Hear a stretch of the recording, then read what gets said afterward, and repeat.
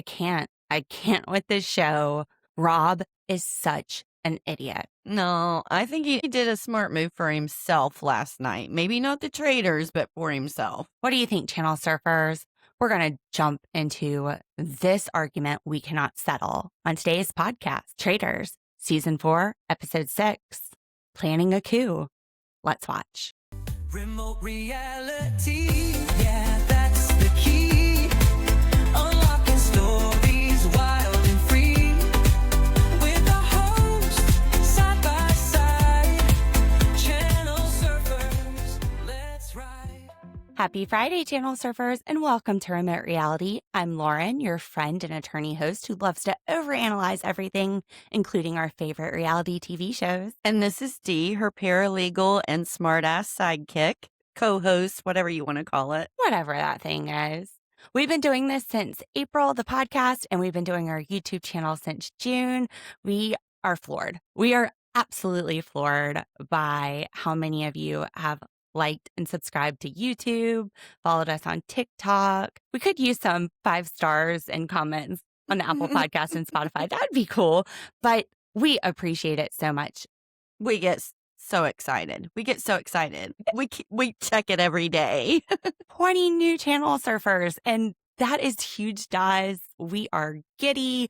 We are talking about it every day. We're messaging you guys. We're in the comments. It's just so much fun. And we just so appreciate you watching our favorite shows with us. So if you haven't already, I'm going to point, I think it's up here. Click this link if you're on YouTube to like and subscribe. I usually think it's down here. It's somewhere. It's somewhere. Oh, D. This episode of Traitors. No, wait, before you get into all of that, are you wearing the Traitors shirt that we have? No. Why? Are you? I don't know where it is. So, last Friday I had it on, and as we talked about in our Sister Wives episode, after we finished recording, I went to a dive bar with my friend. She wanted to go see this musician. And I don't know where I put it when I got home. It's probably in a laundry basket, just waiting for centuries for me to get to it. Did you wear your cape as well? No, but funny story. So, I was like, oh, my house people are here. We got to wait a minute before I can come upstairs and record. So I come upstairs. I'm like, okay, it's safe. I start getting dressed. I close my door. And then I hear the vacuum upstairs. I'm like, okay, whatever, it's fine. And then there's a knock on the door. And I'm sitting there straight up in my cape, like, take it off, go throw it somewhere. They can't catch you dressed up in a cape. They're going to be like, what the hell is wrong with you? I mean, honestly, they probably think that anyway. Who doesn't? But yeah, I almost got busted this morning full out in a traitor's cape. They probably keep it a secret. They would have probably given you notice. Like, we will not be back. We think she's crazy. She's wearing capes. You know what? They didn't give us notice after they found the rainbow dildo that Rob had won at a white elephant party, which made Jake cry when he opened it up. I think we might still be good with the Traitors cape. I don't know. Let's start with breakfast. What better thing to do than to talk about eating food after that tyrant? Yeah. Tirade, not tyrant. Words are hard on Friday. All right, so we're going into breakfast. Was there a murder? That is the big question, because at the end of the last episode, the plan was to kill Colton, because Colton got his name swishing Lisa around his mouth like mouthwash. We need to spit him out. There was definitely salmon for sure. Again. I love locks. I love them. I would be the bitch that walks in there like, did y'all eat my salmon? It's so good. I know, but it's mentioned every fucking episode. I bet it's amazing. It has to be something. Makes me want to go there just to try the salmon. Mm-hmm. So Lisa, she's saying, look, I need to play up being a housewife more since my name is being tossed around. I don't know. What do you think about that strategy? I think everybody's being themselves. I mean, honestly, if you think about Dorinda, if you've ever watched Dorinda, she's not being a housewife at all. So why isn't anybody suspicious of her behavior? or lack of housewife behavior. Or the fact that she has Lisa's name in her mouth at this round table tonight, and housewives don't turn on each other. So And are you painting a flag on your back? yeah, all of the things that's targeting Lisa, Dorinda is doing the exact same things. But she didn't vote out Portia night one. No, Night but one. okay, stop and think. Lisa didn't know who the other traitors were at that point. And there was valid evidence because Portia talked as if she was a traitor. So if you're looking for somebody on the first night and you're just getting to know these people, you don't really know who to pick, and you've got somebody that says, hey, this person was talking as if they were a traitor, then you would look silly not voting for that person. And it wasn't only one person. Ron started the charge and other people jumped onto it. Mm-hmm. Here's my concern. If Lisa starts changing the way she acts after Colton's brought it up, it's going to look like she's hiding something. If she stays the same, then she can just be like, you don't know me, Colton. But if she starts acting like a housewife, then there's going to be an evident shift in her behavior. Right. But that in itself should put some suspicion on Rob, because wasn't Rob the only one that Colton said that to at the time? No. I thought he was the only one that Colton had said something to before they went to the turret that night. Maybe you're right. Because they were saying there would be no blood. I don't think it was Rob, though. I think it was Candace. Okay. Well, I thought he had told Rob. Maybe I'm wrong. But if It's Lisa hard to starts keep up acting. because Right. Colton can't keep his damn mouth shut. He Right. needs to stop telling everybody. Right. But if she starts acting different, the suspicion should go in Colton's mind, you would think, to the person that he told that to. Sure. Yeah. But he mentioned that to Lisa in this episode. He did. Because it wasn't until the round table that this happened. Right. He had been swishing her around like mouthwash and telling everybody, which that's part of the problem here. If he wants to really make sure he's getting out traitors and not faithful, he needs to sit down on his suspicions, gather evidence, keep his mouth shut, see if it continues to add up, and then say something and strike when the iron's hot. Yeah. When he discussed it with Dorinda and she was like, yeah, that's not the way Lisa usually acts, it just gave him some kind of confirmation to keep going in that direction. That's his excuse with Lisa, but what about Tiffany? Exactly. What about Michael? That's what they're saying. He keeps changing the game at the last minute. And that is not beneficial. We are getting out faithful. Not that I care. I'm pulling for the traitors, but sit on it. Take some time to test your own theory before you go and you tell the entire house. He's creating just as much chaos among the faithfuls as Michael. I agree. Yeah. I agree. Just in a different way. But it's also protecting him. Colton is protected by the fact that he is throwing names out so far. True. Now, if they do kill him, maybe you say the traitor is obviously trying to pin this on Lisa. Lisa wouldn't do that if she was the traitor. She also wouldn't have killed a housewife. But we will get into that. Let's go back to breakfast. Johnny, he's got this 1930s look with this little cap. He looks great, though. He outdid Alan this time. He sure did. He outdid all them bitches. I love the 1930s look. And Lisa, not Lisa, Dorinda's hair, it was very 1950s, very cute. I liked her shirt and everything. Yeah. Nobody else really stood out to me at breakfast. No. As far as the way they were dressed. That's one of my favorite things, though, about Traitors is the fashion. As I sit here in a green cape. I could take a hint, right? Absolutely. Help. They do compliment Steven on his plain gray straight man sweater, which was hilarious.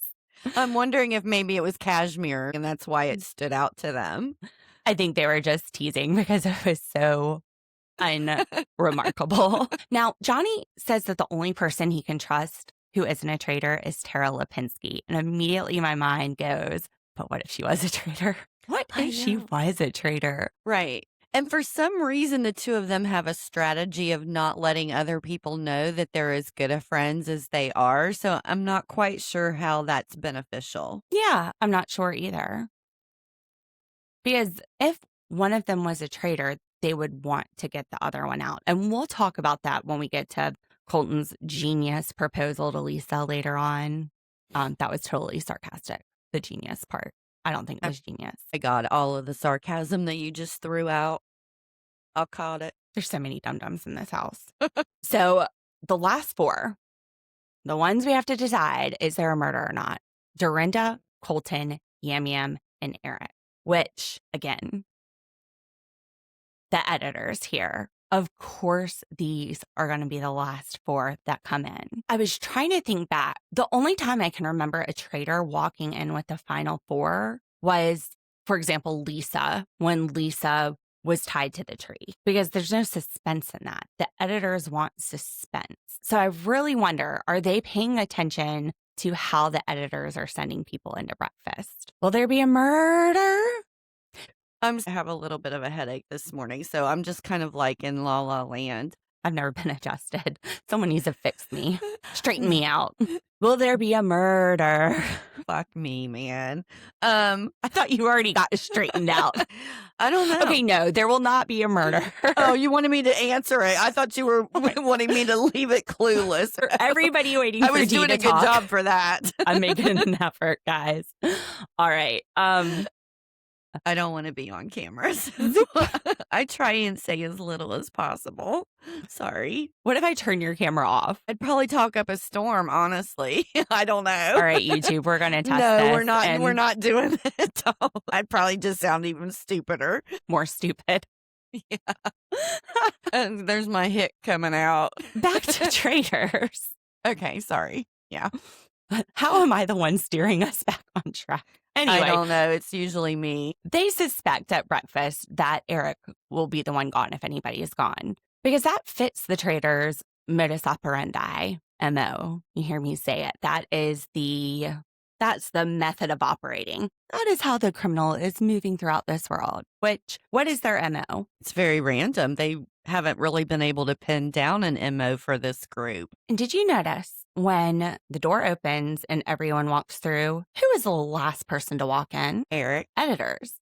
The editors put Eric because that's the one that people would suspect would be gone. Well, not us, knowing about the turret talk the night before. And at this point in the episode, the plan is to still kill Colton as soon as they get a chance. Now, Alan says, if you need a cryptic message about today's mission, don't worry, there will be plenty of those later on. Lisa and Yam Yam thought it had to do with crypts, which I was like, oh, my theory is probably absolutely wrong. That sounds right. That sounds smart. Dorinda says, it sounds like an inside mission because inside a crypt. Yeah, I was thinking something death related. Oh. Yeah. Well, I was over here thinking they're going to have to decode something. And in my notes, I'm like, well, I guess I'm wrong on that, but this is what my thoughts were. And we'll get to the missions, but it kind of had to do with both.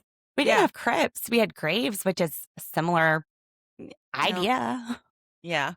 And we had cryptic messages. So at breakfast, I feel like Colton just kept staring at Lisa like a creeper. It was a weird stare. So creepy. He gives such creep vibes. And his eyes get really big. It's very unsettling the way that he looks at her. I would have been uncomfortable if I was her. I would have been like, what the fuck are you looking at? That's just the kind of person that I am, though. I probably would have gotten a restraining order like Cassie. Yeah. What are we talking about? I totally forgot about this until this week on social media because I did watch his season of The Bachelor. Like I said, I don't remember watching it, but I did remember a lot of drama. And then it all came flooding back this week. So at the end of Colton's season, he didn't pick anybody because at the very end of the show, Cassie Randolph left, which was his number one. After the show, he did reconnect with her and they started dating. But then they called things off and he got real creepy. He was making fake accounts, messaging her. He put a tracker on her car. Oh my gosh. She had to get a restraining order against him. And when they went to go to the hearing, she got the temporary restraining order. When they went to go to the hearing about a permanent restraining order, they came out and said it was settled. And part of the settlement was Cassie wasn't allowed to talk about it. Interesting. But yeah, he total stalker after that. And then a year later, he came out. And when they asked Cassie about it, she really didn't have any comment because she had been through some traumatic stuff with him. Apparently, allegedly, part of the condition for being on Traitors that was added into his contract, again, just read this somewhere on the internet. I can't even remember where, but part of the condition was that they wouldn't ask him about Cassie. Who wouldn't? Like people on the show or? Right. Oh. They wouldn't talk about it. You know, but if the people on the show talked about it, they would cut that out of the edit, but the producers aren't going to be talking about it in the ITMs. That might explain why when he decides to go after somebody, he does it so obsessively. Like, it's like he's a dog with a bone. Well, I don't think people knew because there were a bunch of TikTok videos about this recently. And just this week, like within the last 5 days, Lisa Rinna commented, "Wait, what?" on one of them. She didn't know. Oh. Well, I wonder. And I had forgotten. It's been a long time. But well, I wonder if Michael may have known that, and that's the reason why he said he was good at hiding things. Maybe it had something to do with that and not even what everybody else at the table and stuff had assumed. Yeah. That's a good point. You know, Andy Cohen is a host on Bravo. Dee knows who he is. She's a Real Housewives fan. I know who he is. Yes. I'm a big Bravo fan. He is friends with Michael Rappaport, and there was an article about him having his friends back after everybody banished him the way they did. Yeah, I've seen a lot of stuff where people didn't think that it was meant the way that it was taken. So I wonder now, knowing this, if maybe that's the secrets that he was referring to. Those are some bad secrets. And with that context, remembering what that was happening, and this was in 2020. So, of course, I'm all about pop culture, like what the heck's going on in the world, because nothing's going on in my world. Right. Oh my gosh, 2020, Dee and I were like on video calls every day. I'm ordering alcohol for her to go pick up on the side of the road. To sample. Like Total Wine, go grab it. She had like this, we're just drinking, looking at statistics online. We were sampling the wine. Looking at the pop culture stuff. So yeah, now that I remember this, some of this stuff comes differently when I'm watching this show with Colton. And that's one of them. It's such a creeper stare. Yeah. And he's sitting there wearing that stupid denim button down Pac-Man ass sewed on shirt. Like there's this like blue Pac-Man sewed onto his shirt. What? Can somebody help him with his fashion? Look, he don't need to be owning none of the Pac-Man stuff. That's completely out of my generation. Last week, it was that stupid country western sweater vest with no shirt underneath. That was so ugly. I prefer Alan's Big Bird outfit over what Colton's wearing. Colton has no fashion sense. Not a lick of it. Stephen asked, does anybody have any reason to think that Ron is not a traitor? When Lisa said no, I was like, if you don't have to say anything, don't say anything. And don't push for Ron to be the traitor when they're going to potentially use that at the round table. Knowing Lisa, she's not going to say it at the round table, but they'll be like, oh, you said it before. And then you find out he's a faithful. Yeah. Well, it was probably one too many no's if she was going to speak up. And the other thing was, the traitors had decided collectively amongst themselves that that's who they would vote out. So let the other ones figure it out. Right. Especially if they're leaning in that direction. And it's Ron. We're not trying to swing new votes here. And I completely skipped over the part at breakfast where Colton starts talking to Dorinda. Like, nothing like eggs, bacon, and a glass of Lisa Rinna is a traitor for breakfast. Telling her to watch out and also telling her, look and see who takes her side. I just think it's interesting that his whole concept, again, is behind this housewives stick together, and you're sitting there saying all this stuff to a housewife. It doesn't make any sense. That's not smart. But Dorinda's eating it up. She's like, yeah, I agree. Lisa's a traitor because she stabbed a housewife in the back, says the pot to the kettle. Going back to Lisa going, no, Ron is definitely a traitor. Colton immediately jumps in He thinks it's a setup. And you have to think, what if Ron gets up there and says he's a faithful? He's calling Lisa out this episode. Same thing when he came in and she didn't have the glasses on. And he goes, oh, isn't it convenient you're not wearing your sunglasses? Now I can look you in the eye. Right. What are these people sitting at this table listening to him say these things thinking? He's setting them up, not sitting there quiet, looking and making sure he has a solid case against the traitor. He's just throwing everything he can at the person he thinks is a traitor to see if it sticks. That's what Kristen had said. Look at her sitting there saying Ron is a traitor. So if Ron ends up being faithful, he can sit there and pin it on Lisa. She was absolutely convinced he was a traitor. There is no way that he wasn't. Everybody is sitting in one of the little library rooms, and we see the Ron and Rob introvert chess match, which was very cute. And my heart did get really big for Rob right here, connecting with Ron. I feel bad for Ron. He is asking Rob what's going to happen next week because I'm not going to be here. So go ahead and tell me they're voting me out tonight. And Rob says, well, things can change on a dime, so don't think that way. Then Rob asks Ron, have you heard my name being tossed around? What did you think of that question? I thought that it was not a smart thing to say. I wouldn't have asked. I agree. Ron makes some of the most logical arguments at the table. He is great at picking up the evidence and putting it down. It seemed to come out of nowhere. And Ron also has his back against the wall. So if the heat starts coming at him, what wouldn't stop him from saying, I thought it was interesting, but you guys should know that Rob asked me out of the blue if I've heard anybody mentioning his name. You could tell it immediately registered with Ron because he looked up from the chessboard and gave Rob this look. And I was like, oh no, you've gone too far. But then Ron just went ahead and went along with it instead of. Well, Rob tries to backpedal. He's like, oh yeah, people just think I'm a stupid country boy from Alabama, which again, so are you saying you're a traitor? Like people think I'm too stupid to be a traitor? What are you saying here? It kind of sounded like he was insulted that nobody thought he could be a traitor. That they're just seeing him as this stupid country boy from Alabama. And at this point in the show, I'm thinking, okay, no, he's not stupid. But by the end of this episode, I'm like, no, you are a stupid boy from Alabama. I know you don't agree, but we will get on to that. And Ron, he's like, no, you're smart enough to be a traitor. And you'd be a great traitor. It was the oddest conversation. It's like, are you trying to tell him you're not dumb and you could actually be a traitor? But I get what you're saying. He's like insulted. Yeah.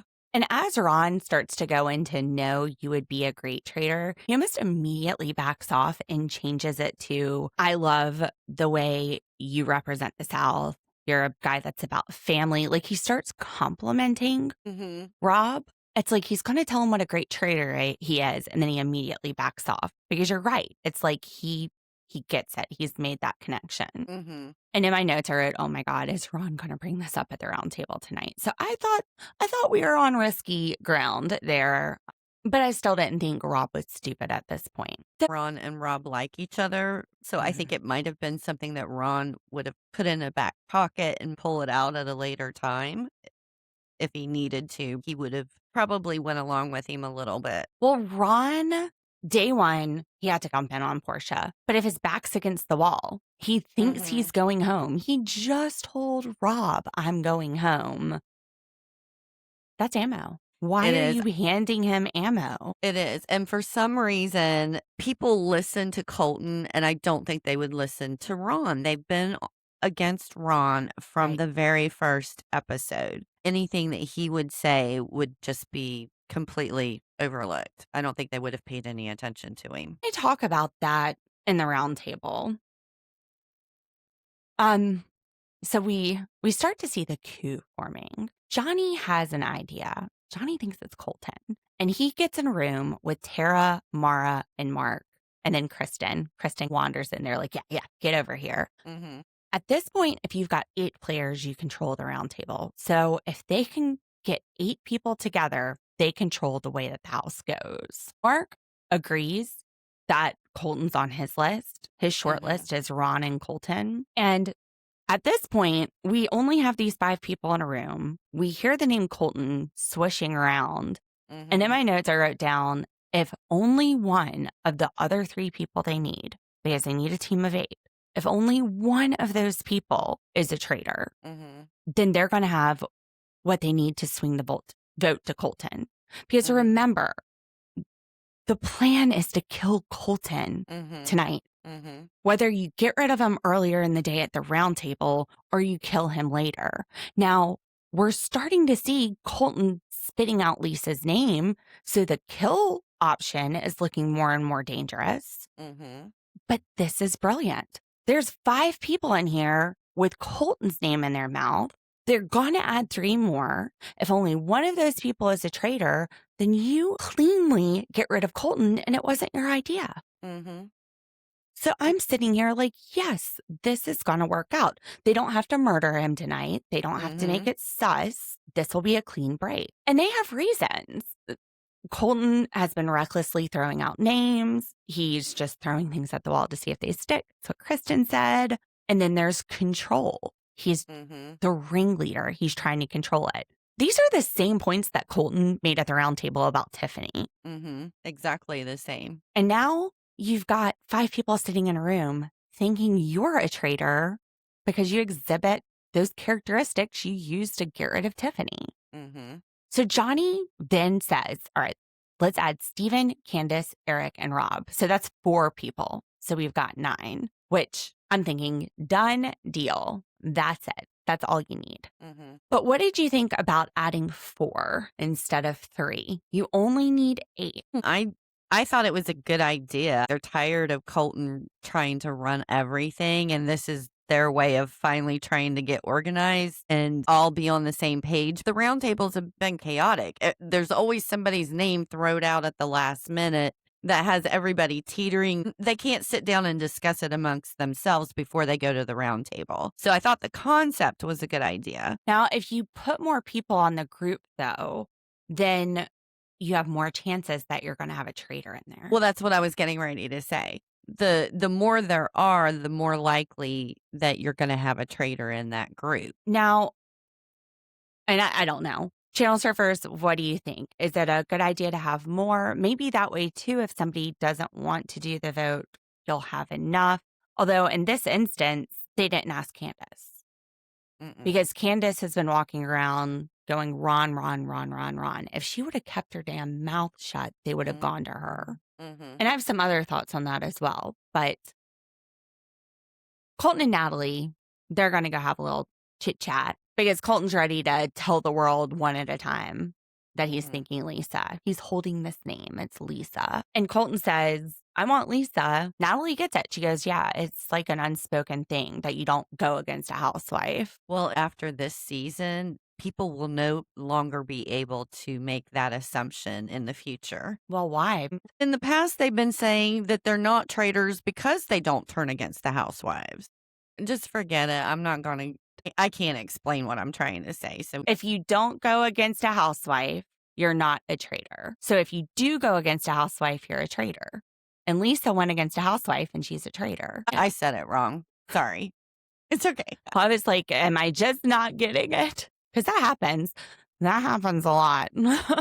As this blonde hair might not be natural, I still definitely have those blonde moments. I have them, but nobody sees them coming because I'm a brunette. Because you don't color your hair blonde. That's right. Dorinda in the kitchen going against a housewife. So maybe that's your point, actually. Dorinda's going against a housewife. She's sitting there telling a whole group, Lisa didn't vote for Donna, and she's acting angelic. Yeah, Candace was in that group.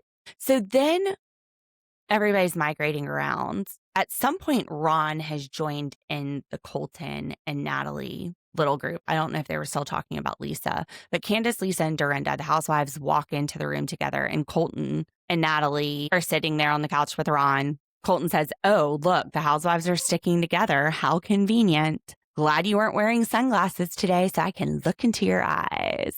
Lisa's like, what the fuck are you talking? What do you mean? Look into my, like, you're staring at me like a creep. I wish you would be wearing housewives.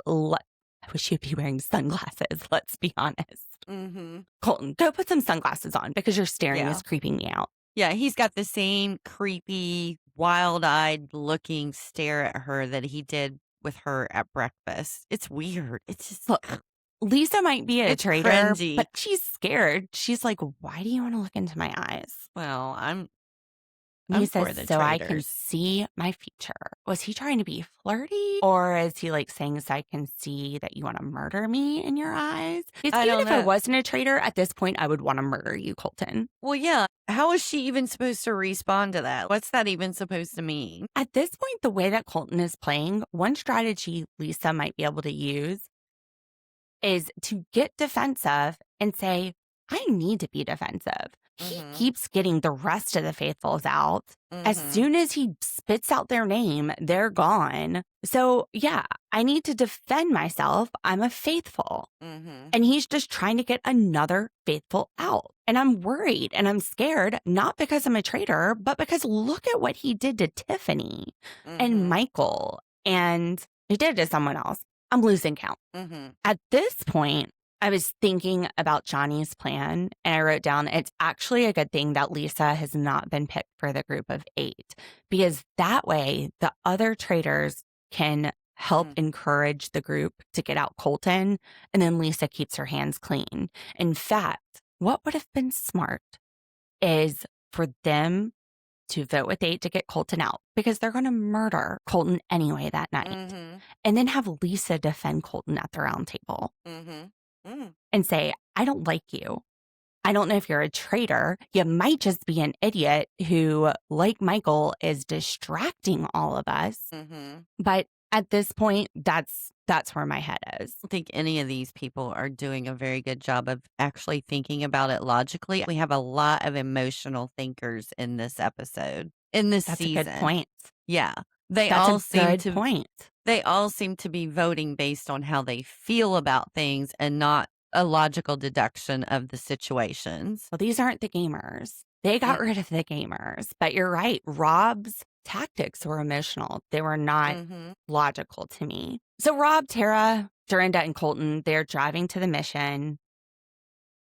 And Colton says, I really trust everybody in this car. And you guys need to know, if I'm not here tomorrow, it's Lisa. I'm thinking, Candace and Rob, you really need to convince these people to vote Colton out and like let Lisa look pretty innocent.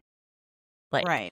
I don't know if Colton's a traitor, but he's stupid. One of Colton's strategies was, I'm going to throw it out there. I want you to watch and see who defends her. Right. You know, move the conversation away from her. Right. And he's asking a housewife. In the car, Colton asks Rob what he thinks. And Rob's answer, it's plausible. It could be Lisa. It's plausible. At that point, I'm on board. I'm like, he's not making an argument against Lisa. He doesn't say a lot anyway. So just this short, it's plausible. That's a great answer. So good. But then I'm also thinking Rob's in the IDM saying Colton's one of his strongest allies. So What we could is have he problems. thinking?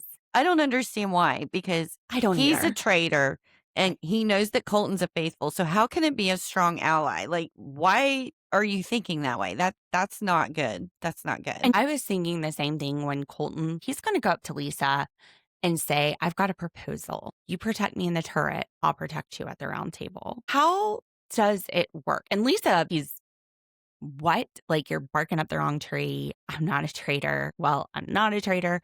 But how does that work? Because if you're faithful and you make it to the end with a traitor, you don't get any of the money. So where in any strategy is it a good idea to partner with a faithful and get rid of your other traitors? Unless your other traitors are being messy and sloppy, and maybe you think you can do this on your own. But you've got more people to take the fall for you and to protect you at a round table if you keep the traitors in there. Yeah, that's the part I don't understand about the strategy. If a faithful is in the end, the traitor gets nothing. If a traitor is at the end, the faithful gets nothing. So at some point, you've got to turn. And who are they going to believe? At that point, will they Like, will they believe Colton? If Colton starts getting traitors out and then it comes down to Rob and Colton, and Rob is turning on Colton, and Colton's got out 3 of the traitors, he gets out Lisa and then presumably Candace, who are they going to believe, Rob? The person who's been quiet, not saying much, or Colton, who's leading the charge against the traitors? Not a smart strategy, in my opinion. So yeah, I didn't understand that. No, but Lisa could use it and turn it around. What do you mean? That he tried to negotiate this deal and be like, I'm a faithful. Only a traitor would come to me with something like that. But would a traitor go to her and say, you protect me at the turret? The fact that it's one-on-one makes that harder, makes Colton look more faithful, because why would a traitor one-on-one go to somebody and say, protect me at the turret, when they're the one in the turret? True. I see what you're saying. I just think he's so diabolical with this shit that he can turn anything around. Just let the people do what they're doing. They already suspect him. We go to the cabin. And I love Alan's outfit here. He has a yellow sparkle tartan kilt with a jacket, and then there's animal prints all over it. That was cool. I liked that. And this cabin, everybody's like, oh, this is so creepy. This is so scary.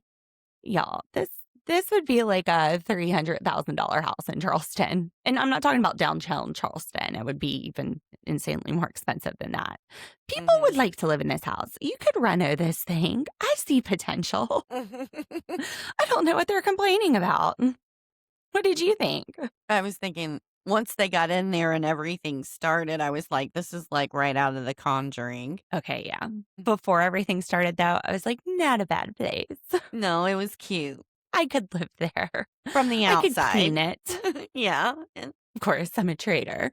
And Alan says, as unfortunate looking as this is on the outside, it's even worse inside.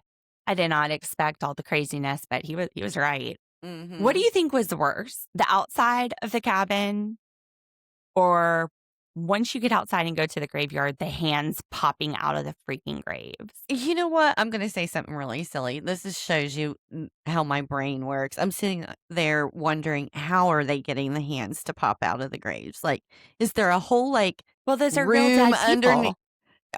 Those are Is there like, zombies. no, I know they're not, but no, seriously, I'm like, is there like a whole room underneath and then there's like hands that pop up, or is it something mechanical that they've just buried in the ground and they automatically, like, I'm looking at this stuff. I'm so distracted by these hands coming up. They look like real hands. Yes. Especially the end where one of them is like messing with Lola dog. Yeah, trying to feed the dog a little treat. Yeah, I think last season they said the dog's name was Lola. Yeah. So I was very distracted with the hands. Every time they went out to the graveyard, I was just like, oh, how are they doing these hands? I think there was a person in there. I would not want that job. It creeped me out. I thought that was creepier than inside the cabin. It was hard. That's a hard one. Channel surfers, what do you think? What's creepier? Being inside the cabin or watching hands pop out of graves? Like real hands. No. So, yeah, cryptic clues. They've got to decode it, figure out who's in the backyard. They've got 30 seconds to go stand in front of the right grave. So the first one, I thought that one was so cool. I was really excited about this. There's this dirty table, which I don't care. Don't bother me. And there's letters all over it, and there's a sugar bowl. And all of a sudden, the sugar bowl starts moving across the table to the letters like a Ouija board. I was like, this is so cool. It's a decode the letters. So they come up with the name Louise, and then they get CLAK. And Ron yells out Clark. And then a B pops up. I'm like, no, it's black. Like immediately, I'm like, it's black. And then the traitors run outside. Not the traitors. Faithfuls. Well, the door has already popped open. So 2 of them are on the run thinking that it's Clark, and the rest of them realize that it's black. So they're trying to yell at them and tell them, it's black, it's black. And they're outside looking for Clark because they can't hear them. And it's Tara and Candace because they're the most scared to be in there. Also, little side note, one of the graves has 2 shields in it. And they're at the table and they're saying, does everybody agree no shields? And Lisa actually is like, no, I I don't know that we should agree to that. But Natalie screams out, if anyone takes a shield, we banish them. What are your thoughts on that? That was a pretty bold move. I also think that it might potentially be something that a traitor would actually say. Wouldn't it? And nobody's even questioning her. Nobody's questioning it. Also, this isn't the first time we've seen the faithful agree to not take shields. At some point in the game, especially as the numbers dwindle, you got to start taking shields. But I don't know that it helps the traitors' game to not take the shield. It's giving less discussions at the round table. True. Good point. But if people take shields, I don't know. Because if people take shields, you can't murder them. So if you have traitors taking shields, then their argument is, I'm not getting murdered because I have a shield. If no one takes shields and people keep avoiding getting murdered, especially like Rob, he would be the MO for what the traitors are doing right now. Because he's like a quiet player. So if Rob is getting shields, you know why he's not being murdered. It could go either way. That's one of the things about this game is it could be twisted either way. Honestly, let's look at what Colton has against Lisa. She wears the sunglasses. She voted for Portia. She's not acting like the Lisa he would expect. And Dorinda, who knows her outside of this game, agrees. He's got a pretty strong argument for Lisa. I hate to say that. Well, I'm not saying that it's not necessarily strong, but I'm just saying that the same thoughts could apply to Dorinda. I don't know Candace's. Absolutely. I don't know But Candace. Dorinda's not wearing sunglasses. Well, I don't think that's unusual. I mean, look at me. I mean, I wear tinted glasses for all of these, but it's because of the lights, and I have eye issues because the lights that we use. And there's probably lighting on set, so maybe. Right. But then again, Lisa films all the time without glasses. Right. Well, I don't know that. I haven't seen her Does she for a wear while. sunglasses on Real Housewives all the time? No. The first few episodes, I even commented, not all of the glasses that Lisa has been wearing have been sunglasses. She's been changing out regular glasses. I wouldn't think it too suspicious because she's been changing all of her glasses. If it was just she's only wearing sunglasses, it would stick out a little bit more sunglasses. I think it's that she's wearing them indoors and she's not sitting in front of a computer like you, which you do it to protect your eyes. But Right. I get it because poker players do that. They wear glasses to keep you from reading them. Anyway, back to the game. Tara and Candace, they stand in front of Louise Clark, which is not the right answer, and they do not get the money. And it creeped me out a little bit that this was L. Clark, my initials. Don't like seeing that on the grave. Anyway, so the next one, the lights go out, and then when they turn back on, there's this chick with hair that seriously needs a keratin treatment. And blood dripping all down her, screaming. Did she just see what her hair looked like? Because that was the scariest part of her to me. I don't think I would have been able to sit in a room with a person screaming at me like this person was. It was, and I you scream could at see, you like, all the time. not I like talk that. in that level. It was scaring the shit out of Dorinda. You could tell Dorinda was like, every time this woman screamed, Dorinda was screaming, and it was just sheer bad terror. Hair. She is like that girl. That was the fluffy hair. She needs some help. She needs to go to the hair place and get a Brazilian blowout. That's a Real Housewife would be scared too. That is my take. So the blood drips down the wall when the lights come back, and there's a message which says Master of None. And then there's some letters underlined that spell out stone. So Jack of all trades, Master of None, Jack Stone.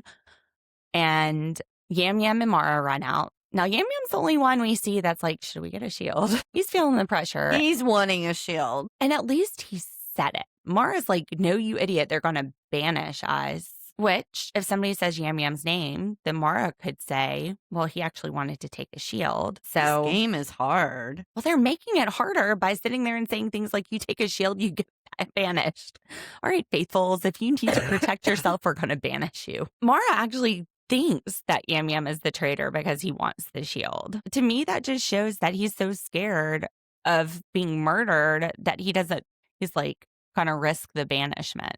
He thinks he's going to go either way. Well, maybe she should have taken a page out of Michael's book, because that's all that man wanted was the shields every time they did the missions, and he was a faithful. So that reasoning would be knocked out if you looked at that. If he wants to take a shield and get cut, to me, you're desperate. Your back is against a wall. So that Mara went and thinking with her thinking cap. The next one, we got chess pieces popping off the board, and then we get to the part which, ugh, the bugs. The bugs. Oh. Ugh. That was the scariest part of this whole thing. Ugh. Sorry. Then there's a typewriter. And it says that Dorothy is 3 years younger than Daphne.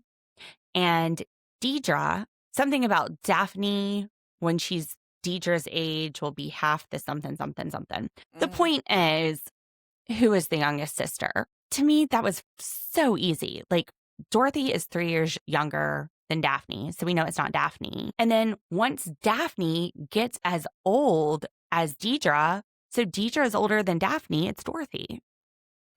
That was simple. But when Mark and Lisa run out the door, the group is screaming, it's either Dorothy or Deidre. Deidre's the oldest. I don't know. I thought that was a really easy one. It did not. I always hated those riddles. So I was exactly in the same place as Lisa. I'm not always great about focusing on what's important, or at least I just like to talk about everything. But there was a lot in there that just didn't matter. All you have to know is Daphne is 3 years older, so it's not her. And then Daphne is not as old as Deidre. So I was cut all just the other thinking they shit could out. look. I was just thinking they could look at the birthdays on the headstones and see whiwhich one was. There the wasn't a youngest. birthday. It was only death dates. Oh, okay. It was only death Well, dates. that wouldn't have worked. Mark and Lisa, they picked the right one, despite the group not having the guidance. And then Eric, we go back to the table and Eric's like, what in the Blair Witch Project is this? That movie scared the hell out of me. Couldn't watch it. I'm one of those people.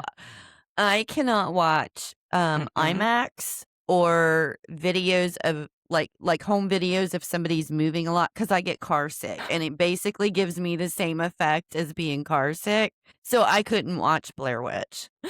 I thought you meant because it's scary. You're like, no, motion sickness. Motion sickness. In the Blair Witch Project, these people are running through the woods and the camera is just going back and forth. But there's these little stick dolls. Oh, it's so creepy. It's the only thing that reminded me about Blair Witch Project, though, is that this was in the woods. I was like, I'm not seeing any sticks. Those are doll heads. Where's my little brother? Hey, used to pull all the Barbie's heads off. Are you hanging out in this cabin throwing the doll heads at people? It looked like they took a bunch of different things from different horror movies and kind of combined them all, because there was the chainsaw, there was the girl screaming, there was the bugs, there was the doll heads, the Ouija board. One. Yeah. No, thank you. Which was worse to you about this part? The maggots or the clown popping the blue balloon? I hate maggots clowns, but I have to go with the maggots. I can't stand clowns. I don't like them, but the maggots were gross. I think Johnny was afraid they were going to drop him from the ceiling because he throws on his hat to make sure they don't come after him. What were the black bugs that came out of that box? Oh, I don't know. I don't know. I don't even know what they were, but I definitely knew the maggots when I saw the maggots coming out. And none of that has to do with the clue. Stuff that grossed us out. The clue is this doll giving letters, and they figure out Birdie see Johnny and Dorinda leave. They get 3,000. The next one, we see some clocks. They decode the word Dale. Colton and Kristen go out. They get the 3,000. Then you see February 14th circled on one calendar, and in March you see the calendar start to burn. Valentine's spring.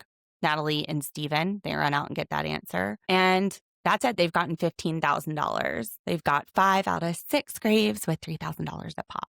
So not bad. And then there's little Lola sniffing the treats. So on the way back, John says to Rob and Eric that at least he's going to be seeing his kids and his girlfriend soon. And he wishes he could stay because he's really starting to like everybody. When they're in the house, he was saying this is the best they've worked together as a team. So he's starting to feel connected. Yes, he's hard. And Rob's having a hard time here. His head is saying Ron, but his heart is going another way. And when he said that in the ITMs, I was like, is he about to throw Lisa under the bus? That's the first time I realized we can't trust Rob. Now, this is interesting. Ron has come out since this episode and said that he actually is autistic, which everybody has been saying he's not connecting with the house. This is suspicious. And he keeps defending himself, saying it's not, it's part of his diagnosis. But he also said that Dorinda said some really horrible things to him. So That's not cool. That's really sad. I really like Ron. He is so smart in this game. He is playing, he's playing, marching to the beat of his own drum, regardless of what everybody is saying. He's being himself. I just think he's a person who has integrity and he's been true to himself in how he's playing the game. And whether other people see it that way or not, he can't do anything about that. And he's smart. The arguments he makes, he always brings receipts. Yes, Portia on night 1 was not a traitor, but he had reasons. Not just I feel this way, but she said something that he laid down valid facts. Right. Logical arguments. I appreciate that. It's not like Colton just talking about his feelings. So they get back to the house, and I'm starting to feel good about this because we see Johnny telling Mark, we need to go for Colton and we need to get him out swiftly. In the kitchen, Dorinda has claimed Rob as her traitor's husband. And then somebody screams out, but Mara loves him, which that's what I said. Mara and Rob got a little something. And Dorinda's like, I can't compete with that. I'm out of here. Rob's looking pretty proud, like my mama raised me right. See, all the ladies want me. Rob is in this group. Lisa and Candace are in it too. And he says, I think Ron is telling the truth just from the conversations I've had.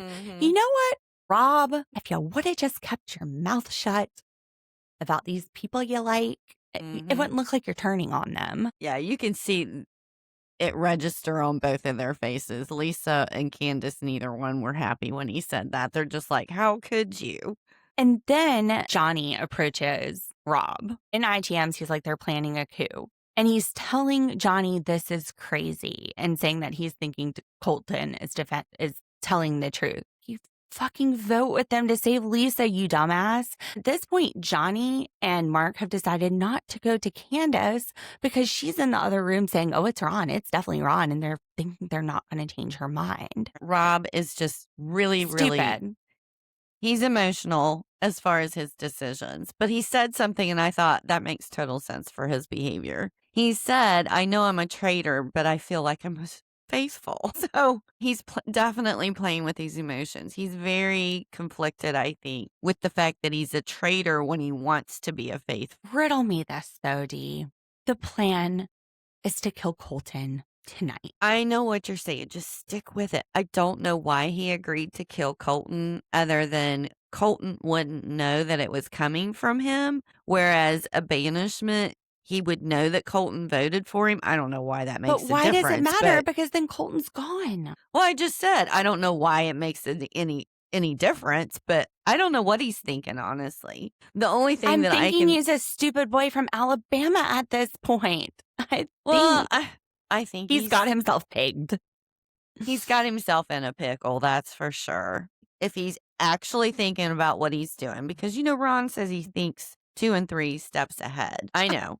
If that's the case, somewhere down the line, who he voted for at the round table could be used in his favor if somebody was saying that they thought he was a traitor and Lisa has already been found out. He can be like, I voted for Lisa. But he's not the one that brought the name up. He's got Johnny and Mark double teaming him. I know. The smart thing to have done was to have. And then he's in a group of 8 Colton. that controls who leaves. I totally agree with you on that. I'm just trying to figure out a way for him to salvage what he did. The only justification we have is what you said. He's playing with his Yeah, he's playing his with big old his heart. stupid heart. Yes. What's crazy is that he's not going along with this plan when the plan is also to murder Colton tonight. Colton, we already talked about this, where he pulls Lisa aside and says, instead of trying to banish a traitor, I'm going to try to hold you hostage. And the creeper vibes in that. What a sicko. We've already talked about that. He's getting on my last fucking nerve. He's so gross. I want him gone. They didn't want to see Michael there because of the chaos. I don't want to see Colton there. So we get to the round table and it's quiet. And Ron is just taking this in stride. He's like, all right, well, anyone got anything? We have Anybody to use the else time. other than me? So Mark jumps in with like, yeah, if you have something, let's hear it. And then Colton starts to talk shit. And Ron's like, you know what makes no sense to me is that you've gotten this wrong more than I have. Yeah, I was wrong with Portia, but you were wrong with Tiffany, Portia, and Michael. So it was Portia. He actually jumped on the Portia train. And this makes complete sense. Ron, he doesn't understand why him getting one person out is painting such a big target on his back when Colton's been wrong 3 times. And Colton starts to say something about Michael, and Ron shuts him off. He's like, no, just because everybody likes Portia and nobody likes Michael, that shouldn't count. No, it still counts. You still came after a faithful. Kristen, she's the first in the 8 to jump in and say she wants to hold Colton accountable, especially for Tiffany. And Tara's nodding. So then the 8 all start jumping on Colton. Johnny's jumping in. Mark's jumping in. And Colton's defense is that he plays recklessly and bold. And as a faithful, that's just his strategy. And then Rob, fucking Rob, who sits there and doesn't say much ever, jumps in and says, I believe you, Colton. You're going to murder him tonight. So maybe it's to make it look like you didn't murder him. But you also know this guy is gunning for one of the traitors. And the moment he suspects somebody, he's going to throw him under the bus. Now, maybe that's the game plan. Maybe it's, I defend Colton. He's going to have my back. Well, nobody would suspect that the best friend of Colton would be a traitor, that he would kill him. Maybe he's doing this so Colton stays. Maybe he's throwing Lisa's name out there so that they can't murder Colton. It'll be harder. I want to see Colton gone. At the same time, he's the only chaos left. If they get rid of him, then there's really going to be a lot of eyes starting to look around more, where the chaos that he's creating right now, just like with Michael. That's a good point. And if they get rid of Lisa, I feel like some chaos will disappear too. Ron, what did you think of his strategy? He said, everybody write my name down. That way I can prove to you that I'm a faithful. And since we have all this time, because you're going to vote me out anyway, I want to go around the table and say something to each of you before I leave.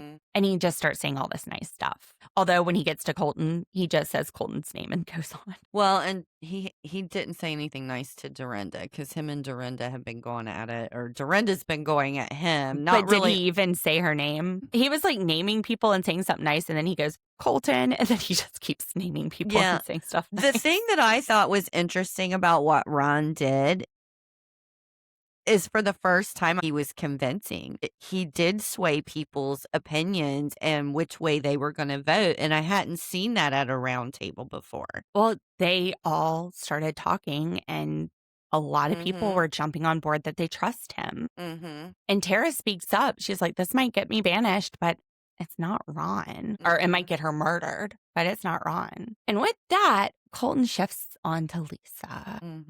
He sees which way the wind's blowing at the table. And Lisa, she doesn't come back with, I'm not a traitor. She comes, well, kind of. She goes, I think you're a traitor and I'm a faithful, which could look suspicious because she's not saying why. But then again, the tables kind of set it for her, why Colton's a traitor. This is such a close vote. They were all just one apart. And it's Ron with the most, then Lisa, then Colton. And Ron's like, I'm a faithful. So there you go. You've done it again. You've gotten rid of a faithful. Lisa voted for Colton. Candace voted for Ron. Had Candace voted for Colton, then Colton and Lisa would have been tied. Colton, Lisa, and Ron would have been tied. I guess she needed to vote for Ron because she has to show she's sticking to her guns, but she also Yeah. knows that Colton is gunning for Lisa. Right. If I was Candace, when I saw the wind shifting at the table with Ron, I would have jumped on that bandwagon and went to Colton. Surprisingly, Linda votes Lisa. Dorinda votes for Lisa. I was making up names. Dorinda, that housewife going against a housewife. And then, even more surprisingly, Rob votes for Lisa. Mm-hmm. I hope that their faces weren't doing what the edit was showing us at the round table because Candace looked pissed. Mm-hmm. Shocking. Rob has some splaining to do. Yes, he does. I don't think he expected that many people to vote for Lisa. He was trying to play his own game between Ron and Colton, and his feelings got in the way. And It wasn't just a vote. He put Lisa's name in his mouth and said he thinks Lisa's a traitor. Now you're going to have people thinking Rob never talks and he's saying Lisa's a traitor. If I was Lisa and it looks like I'm about to get banished, I would let them know that Rob's a traitor. I'd burn the Can whole they damn do house that? down. Can Why they not? do that? Yes. I don't know. I wonder what the rules of the game are. Are the traitors allowed to call out?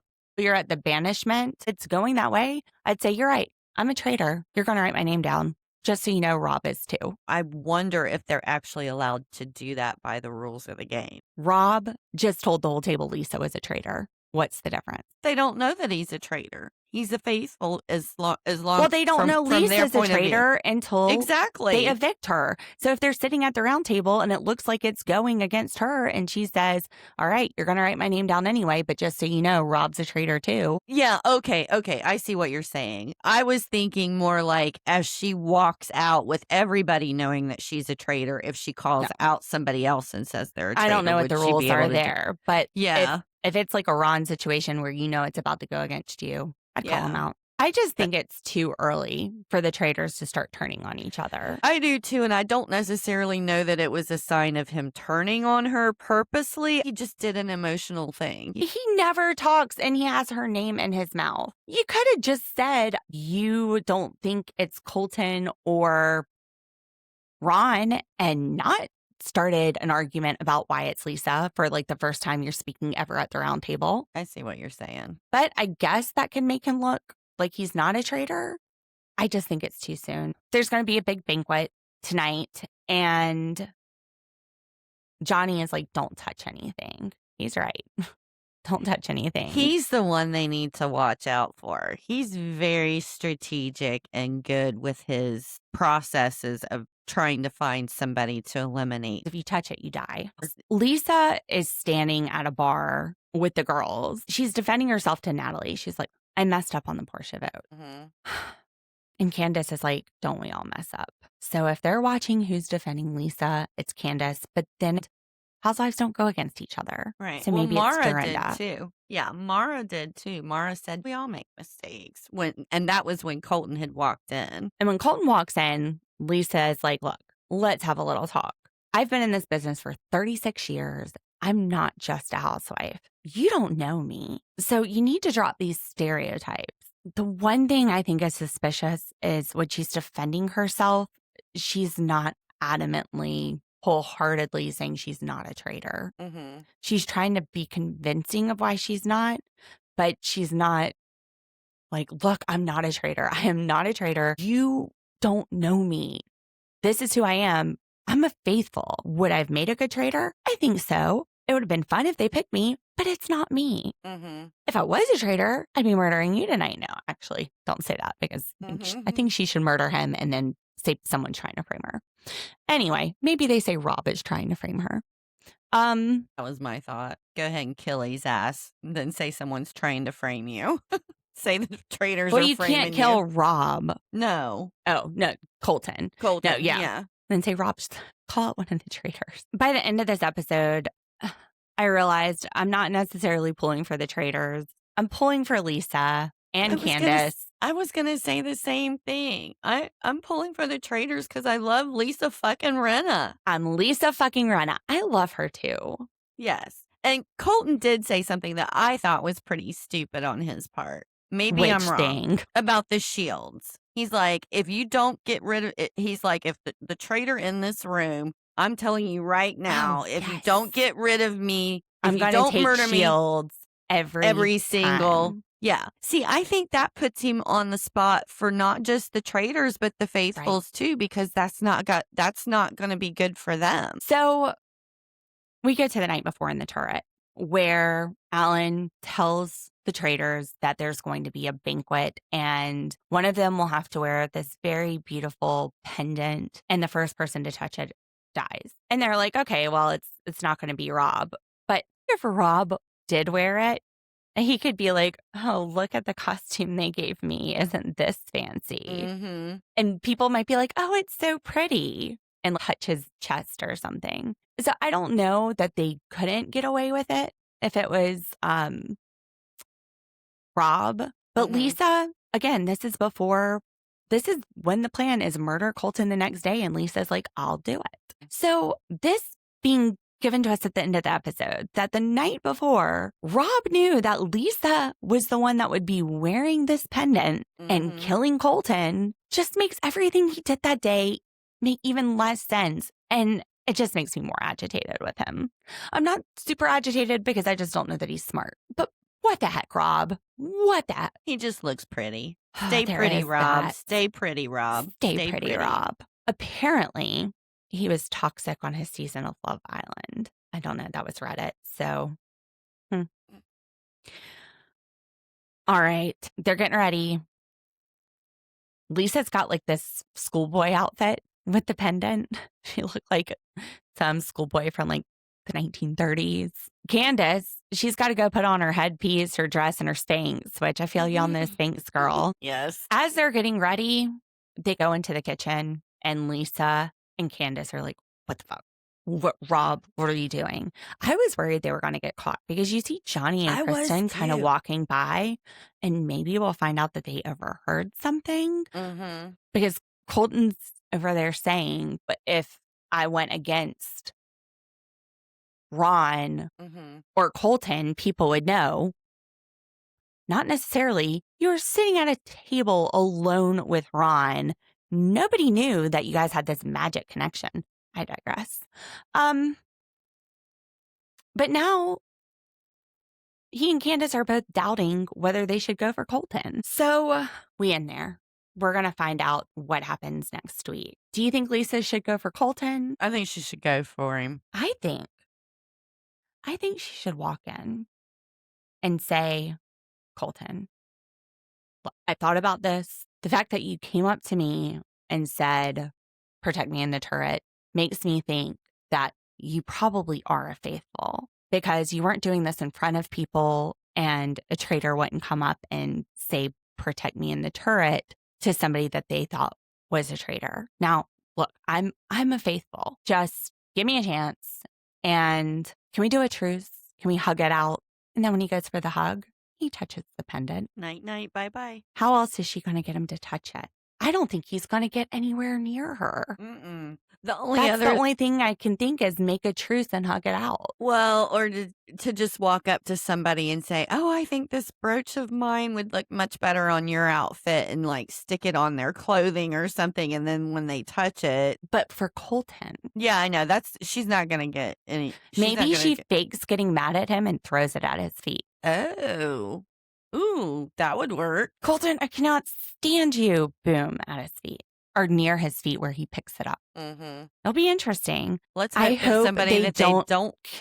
I hope they don't convince her not to go for Colton. I think she should do it and then say somebody's trying to pin it on her. Right.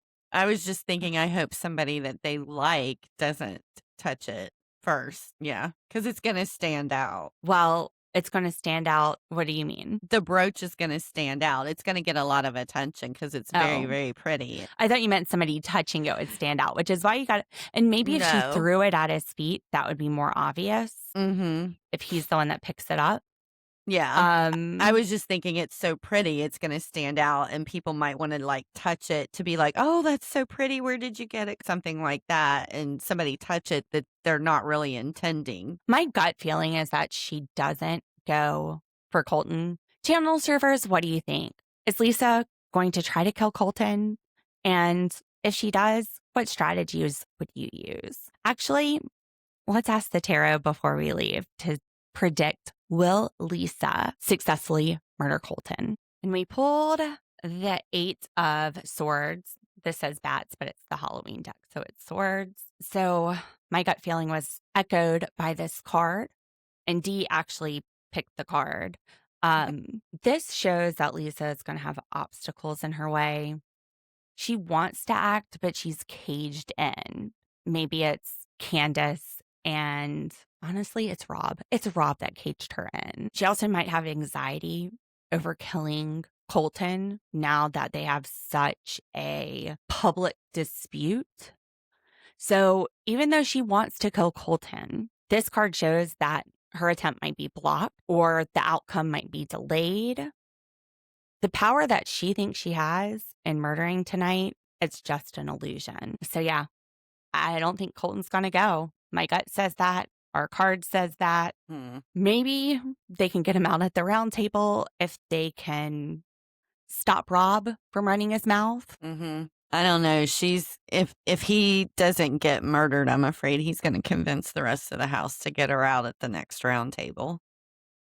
Well, Drake has an opinion too. I hear your dogs are barking at us. That's it. Channel surfers, we will see what happens next week. Thank you for listening. Thank you for watching the show with us. Let us know what you think. Make sure you like and subscribe on YouTube. I usually throw a link up around here with our Traitors playlist so you can watch other episodes if you've missed any of them. Leave us the 5-star reviews on Apple and Spotify. We've got TikTok. We got Friday is what we got. Friday Brain, Instagram, Facebook. And we hope you have a great weekend. We'll see you on Monday with Sister Wives Tell All. So exciting. Yes, it's getting good. Well, I've got a birthday party to prepare Sunday. We're having my friend's 8-year-old's birthday party here at my house. My son has 3 birthday parties to go to tomorrow. And in addition to the one at my house, he's got another one on Sunday. So I've got a lot of stuff to do. Dee, I know you're ready to kick off your weekend. Channel surfers, y'all get kicking on your weekend, and we will see you next week. Bye. Let's ride. Tune